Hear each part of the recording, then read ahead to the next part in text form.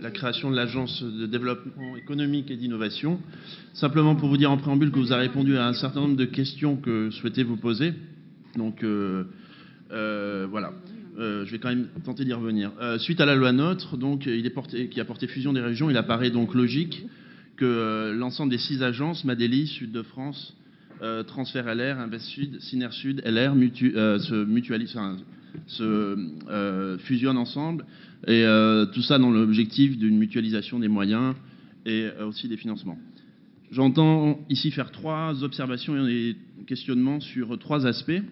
Je mettrai quand même en lien avec le rapport de la CRC, puisque l'agence de développement aussi couvre la SEM Sud de France Développement. Il apparaissait dans ce rapport que la SEM contestait la compétence, la CRC contestait la compétence de Sud de France en matière de promotion touristique. Vous semblez avoir répondu à cette question, puisque autant dans votre réponse que vous avez apportée au rapport, elle était très évasive. Et d'ailleurs, la compétence qui est donnée dans le rapport qui nous est donné à la SEM est aussi très large. Et la question qui était celle du maintien de la compétence touristique auprès de la SEM était soulevée par la CRC. Votre réponse a été évasive. J'ai cru comprendre dans votre préambule que la compétence de promotion touristique allait enfin revenir au CRT.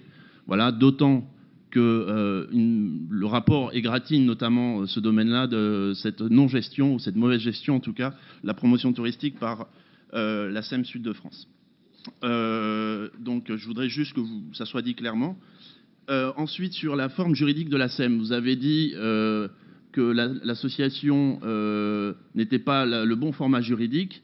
Pour autant, pareil, la Chambre régionale des comptes conteste la forme juridique de la SEM en disant que parfois, je cite, l'étude montre parfois qu'on a des activités de la SEM qui rentrent dans le champ concurrentiel et qu'elle privilégiait le format juridique de l'EPIC, un peu comme Business France.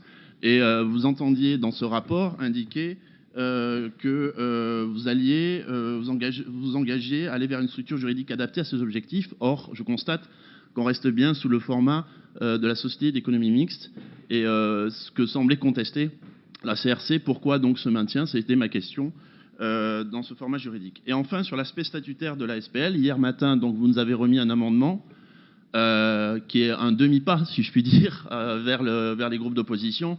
Jusqu'à présent, vous avez tout fait pour nous écarter des organes satellites. Je trouve que c'est des miettes, parce que le censeur n'est toujours pas un administrateur, il n'a pas droit d'intervention, droit de vote.